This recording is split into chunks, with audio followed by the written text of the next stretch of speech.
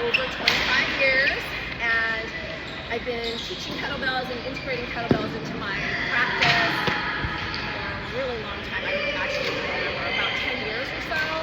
I am certified through RKC, Russian Kettlebell Certification, Dragon Door, which is kind of similar to Strong First. They were originally all together as one unit, and then they paired off, but it's basically the same information and teaching. So I'm a level 2 kettlebell certified instructor. You have to, what's unique about RKC and Strong First is that you actually have to be able to do the skills, not just teach them. So part of the testing, you have to be able to do a certain amount of weight depending on your body weight, and you have to do 100 snatches in 5 minutes. You also have to be able to do Turkish get-up, goblet squat, swings, all of the basic level skills with good proficiency and form, and then also be able to teach it. So there is a practical part of that exam. For the level 2, I also had to be able to do pistol squats. And there were some other things like jerks and stuff like that. But so that's my background. But remember, first and foremost, I am a physical therapist. So what I do is I work with people who are injured or have some sort of ache or pain, and I teach them how to train around it. And there are some exercises that are highly therapeutic that are really unique to kettlebells just because of the shape. The shape of the kettlebell really lends itself really well to shoulder rehab and grip strength. Now we know grip strength is also tied to mortality, right? You've probably seen some Instagram reels now about, how long can you hang from a bar determines is a measure of your mortality. I think it's like 90 seconds for women and 120 seconds or something for men. I can't remember exactly, but grip strength. So it doesn't mean you just start taking a forearm builder and start doing that. It's what you did to get to that grip strength, right? So if you lift heavy enough, you're going to have better grip strength, and you're going to be able to live a longer life. But I'm tying that into kettlebells because because of their unique shape, really get you to work on your grip strength and also irradiate into your shoulder and core. Right? Are you guys familiar with the concept of irradiation? Irradiation? Irradiation. So basically, you contract really hard in one body part and it irradiates, meaning it gets all the other muscles to turn on too. So sometimes we'll use that for rehab if someone cannot activate their shoulder because they've got a torn rotator cuff. You'll often see they might be in a sling after shoulder surgery, but they have a ball to squeeze, and that is to help with some of the atrophy in the whole arm when they're in a sling. That's just one example. But we use it in PNF also. You might be familiar with PNF as in proprioceptive neuromuscular facilitation, the contract, relax kind of stuff. But it's also a way to get a proximal or distal body part to activate and trick. It's like a brain hack. So if you squeeze that bell really hard with your arm, with your hand and your grip, it will irradiate, meaning you'll get some activations elsewhere. Does that make sense?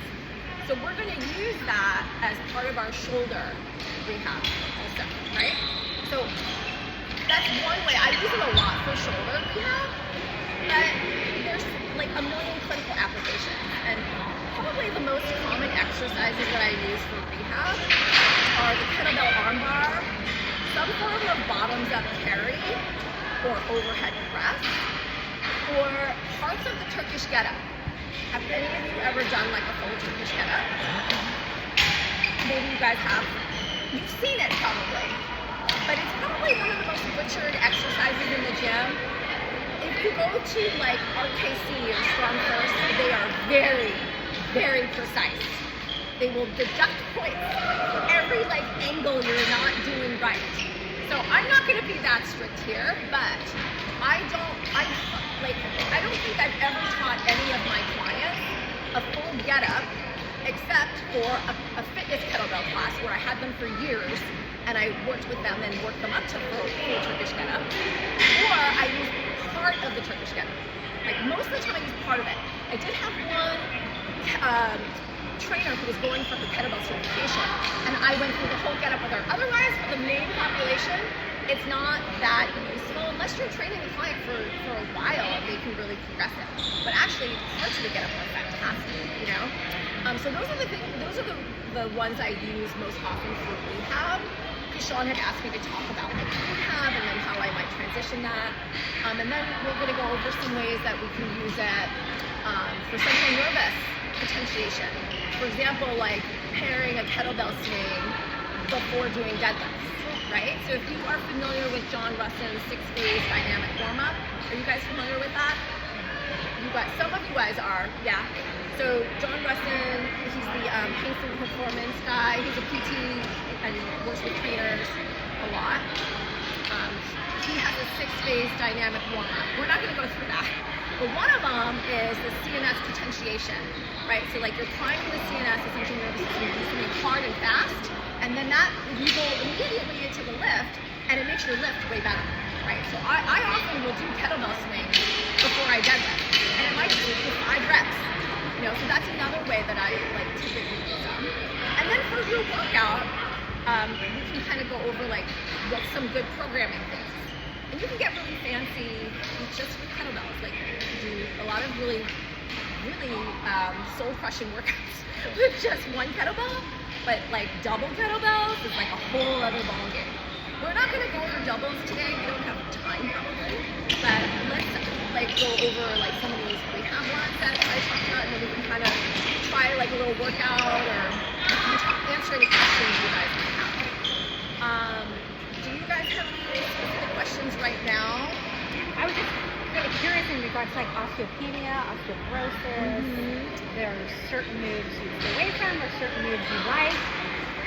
I actually don't have any problem with anybody doing any of the kettlebell workout, like stuff that I typically teach. Okay, because they're not rounding their spine. What we worry about with osteopenia and osteoporosis is flexion, right? Loaded flexion, especially flexion with rotation. That's what we're kind of worried about. But, you know, I'm not doing a Jefferson curl with them with the kettlebell. So, like, I'm not going to do that one, right? But hip hinge, absolutely. Can they do kettlebell swings? I would say yes, if they can do it right, right? Like, a lot of people tell me, I can't do kettlebell swings, it hurts my back. Well, it's not that the kettlebell swing is bad for your back. It's you're not timing something right, you're not doing something right. There is some eccentric control, right? And also, a lot of people use their quads or their arms to do the kettlebell swing, and then it's a long lever arm away from their spine, and they don't have that control. Because when you're finishing at the top of the kettlebell swing, you look like a plank. Sometimes it's like this, or they're still flexed over, or there's just something wrong with the timing and rotation. So like even someone with osteoporosis, and I've had people like that in my kettlebell classes in my office, they do kettlebell swings in my office, you know? Because power is the first thing we lose as we get older. What are these people with osteoporosis? They're usually older, not always, but they're losing power, right? So are there safer exercises than kettlebell swings for power? Maybe, it depends, but there's no impact. And if they can do it right, and they can do the proper hip hinge, it's just a fast hip hinge. All the kettlebell swing is a fast hip hinge, that's it. So if they can do it without being flexed, I have no problem with that. You know? So that's a good question. Did I answer that question? Yeah. Any other questions? Okay. So shall we start going into the practical and the general? Has anybody done a kettlebell armbar? Do you guys ever use that? You do. Do you use it within your sessions? I use it for myself. You use it for yourself? Okay. And what do you use it for yourself for? Shoulder mobility, essentially, and stability. Yeah, my left side I've had, not quite a full dislocation, but loose. Yes, that's a perfect application for it. Yeah. But I also use it as a mobility exercise.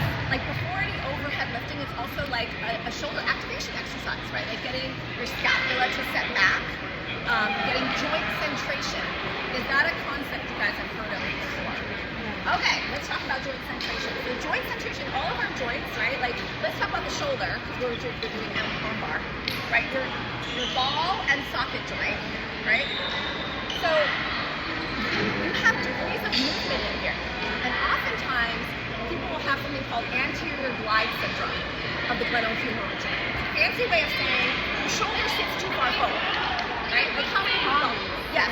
Now, I don't just mean like this, like roll forward, like that's scapular core posture roll forward, but actually the joint sits a little bit, we're talking millimeters here.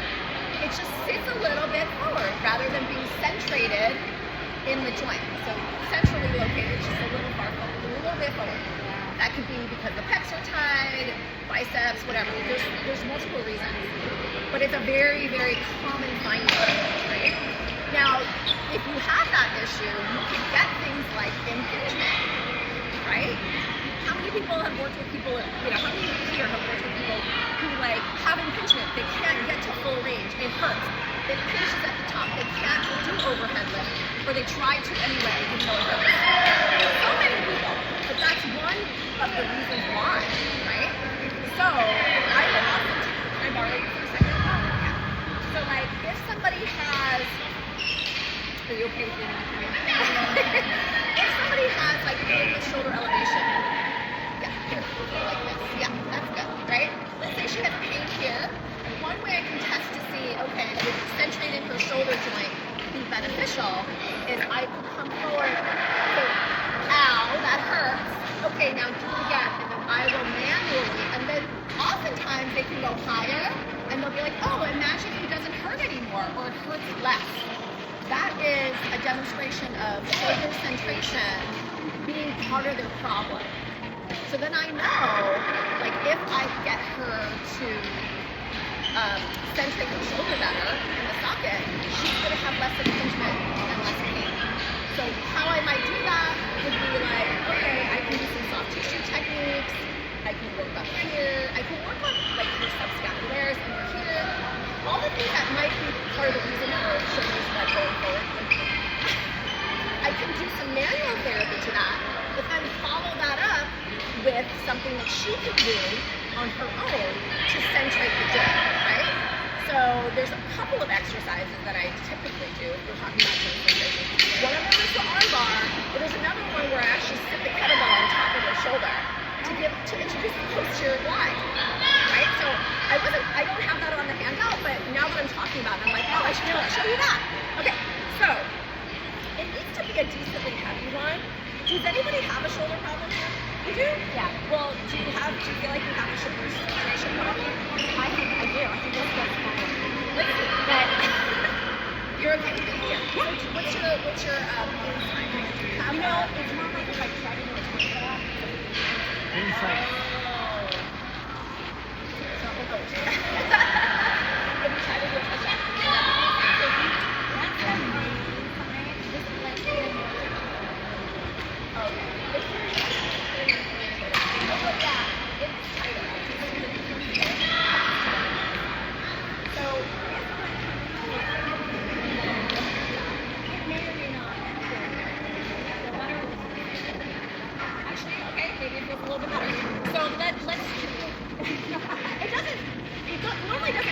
Worse, right? If that's the problem. So here, you remember what this feels like, and then let's try doing some shoulder joint centration stuff, right? So what you can do, shall I demonstrate on myself? Oh yeah, go ahead. Okay. So yeah, now you might have to tip it down. All right. So I'll typically take. Yeah, you guys can take a seat now. Let's say I'm doing my left shoulder. The placement is important, and not all of your clients will be able to tolerate this. Some people are very, very like point sensitive. You might need to put a towel there, but the placement is important because you don't want it to be on their coracoid process over here where the short head of the biceps lives. You want it to be at the glenohumeral joint, right? So here's your acromion, that like little hook on the end of your AC joint, right? It would be like, if you trace that here, or if you feel your bicep tendon, it's right about there is where you want the bell to be. So if someone has pain in their bicep tendon, this might not, they may be too sensitive there to do this particular one, but they can often still do the arm bar, you know?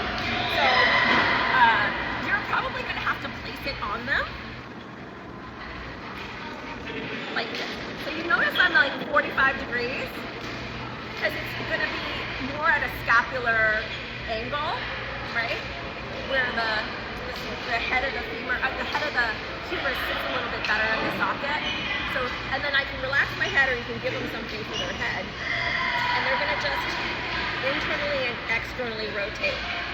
You'll usually find that they don't have as much range on internal rotation, but this is a good way to introduce some posterior glide, so some glide towards the back of the shoulder, right?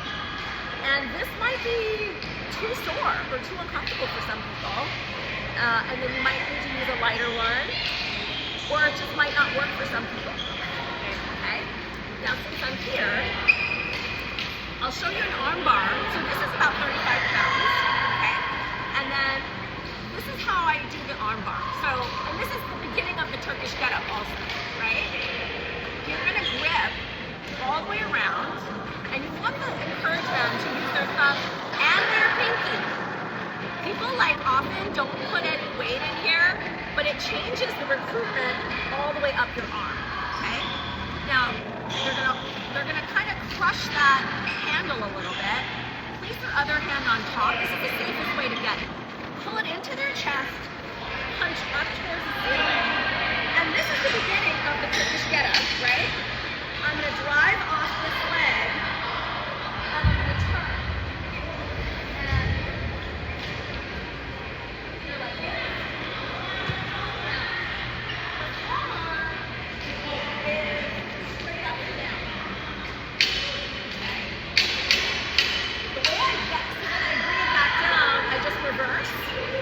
And I go back into that fetal position to get up. You never want someone to pull it from here. This is a good way to tear your bicep or tear your shoulder, right? Now they might be using a tiny weight like this, and yeah, they can do it, but I try to reinforce good habits. If you do that with a 35, that's not gonna go well. Okay? So what I would normally do is stay there for 30 seconds. That's a full arm bar.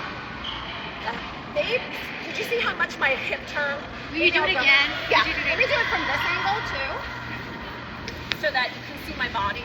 I'll do it from here. Okay. I pull this in. I punch up. I drive off this left foot. Right. So I'm pushing my left hip towards the floor. Right? My arm stays vertical. That's a full arm bar. A half arm bar is like this. Right? And you can do some stuff here. Right? Like you can punch here. You can do a screwdriver. You can do something called a crooked arm bar, which I did not show. But I was in it's like a press. This is too heavy for me, I think, to do a crooked arm bar. Could you do it with the blue? Yeah, I can do it. That one's 26. Well, even that guy's 18. Yeah, let me try it with the 26. Hopefully not embarrass myself. I haven't done this in a long time. So. Full arm bar. Yeah. Oh, you press it. Oh, wow. Yeah, so you come down, and then you push. Oh, wow. Yeah, so that is a crooked arm bar. Okay. And then this really stretches your shoulder into external rotation. Yeah. Yeah, it's not easy. So, Who would you not do that with? most people. Okay. Most people. Okay. I'm getting fancy there. Like, Okay. okay. For ourselves. Like, yes, for Brian, you can do that. Yeah.